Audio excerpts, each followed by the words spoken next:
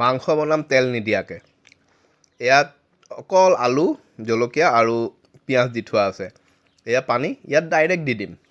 Direct মাংসখিনি দিলোঁ, একো তেল চেলৰ কথাই নাই, তেল আগতেও সানি থোৱা নাই। ইয়াত এতিয়া আদা, নহৰু, পিঁয়াজৰ পেষ্টখিনি দি দিম। এইখিনি পেষ্ট বাতিটো অলপ ধুই পেলাই দিব লাগিব। বাতিটো ধুই পেলাই পানীখিনি ঢালি দিলোঁ।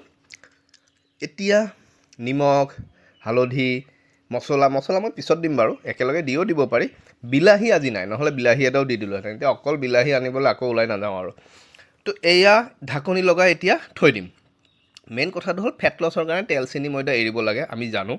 তেল নিদিয়া মাংস আগতেও দেখাইছোঁ, এতিয়াও দেখাইছোঁ। ইফালে আকৌ মাছো বনাইছোঁ, এয়া তেল নিদিয়া। দুইবিধ আচলতে মই খোৱাৰ প্ৰয়োজনীয়তাটো কৈ আছোঁ কথাটো। মোৰ প্ৰগ্ৰেম এটা আছে 10 তাৰিখে, আজি 4 দিন পিছত কলেজ এখনত কিবা প্ৰগ্ৰেম এটা আছে, তাত মই খাব লাগিব খানা।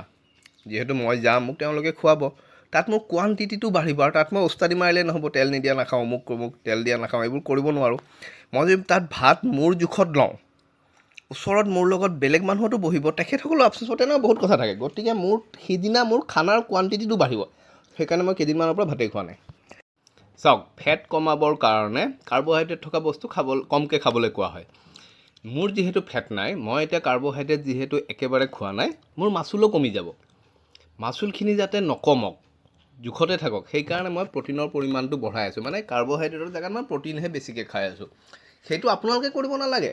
যাৰ ফেট আছে তেওঁলোকে ফেটেই কমাওক, তেওঁলোকৰ মাচুল কমি নাযায়। তেওঁলোকৰ ফেট যেতিয়া একেবাৰে নাইকিয়া হৈ যাব, তেতিয়াহে খানাৰ ছিষ্টেমটো বেলেগ হ'ব আৰু।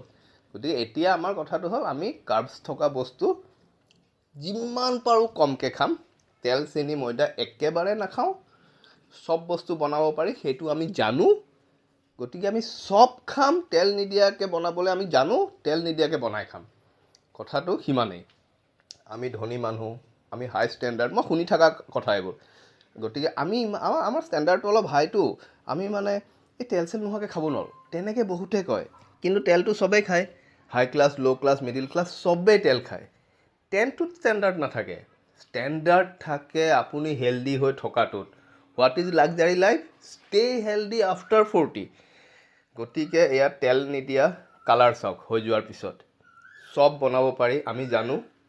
টেষ্টিকৈও বনাব পাৰি, সেইটো আমি জানো। আমি এনেকৈ বনাই দিম যাতে ঘৰৰ মানুহে পাত্তাই নাপায় তাত তেল দিয়া নাই বুলি। কাৰণ এবাৰ আমাৰ কাৰণে, এবাৰ তেওঁলোকৰ কাৰণে বেলেগে বনাবলৈ আমাৰ সময় নাই, প্ৰয়োজনো নাই। ধুনীয়াকৈ টেষ্টিকৈ বনোৱাটো ৰান্ধনীগৰাকীৰ স্কিল হয়। গতিকে চেষ্টা কৰক।